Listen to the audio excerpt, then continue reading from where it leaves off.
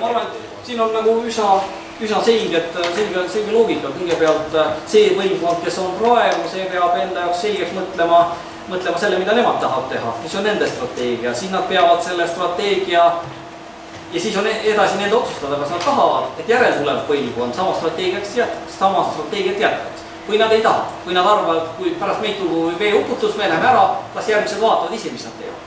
Nii võib ka.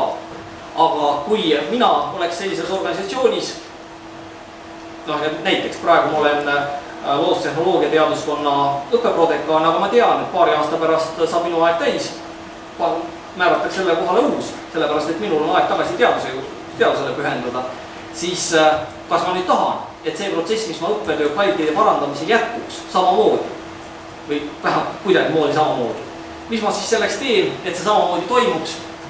Ma oma tegevuses ei tohi jääda ainult suuliste vestluste tasemel.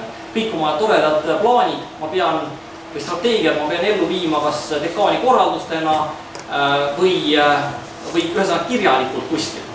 Edasi ma pean kogu ümbruskonnas olevat seltskonda pidevalt veenma selles, et see minu poliitika on õige.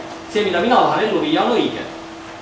Ja ma ei mõtle seda, et ma surun neile arvamust pealt, aga ma tahan öelda seda, et kui me omavahel oleme strateegia kokku leppinud, kuhu poole me tahame liikuda ja me oleme omavahel leidnud need õiged tegevused, kuidas sinna poole liikuda, siis me ei unusta seda ära, vaid me seda pidevalt rakendame ja iga uus organisatsiooni liige, kes tuleb, üldiselt ta satub sellisesse keskkonda, mis üldiselt imeb ta sellesse samasse suunda.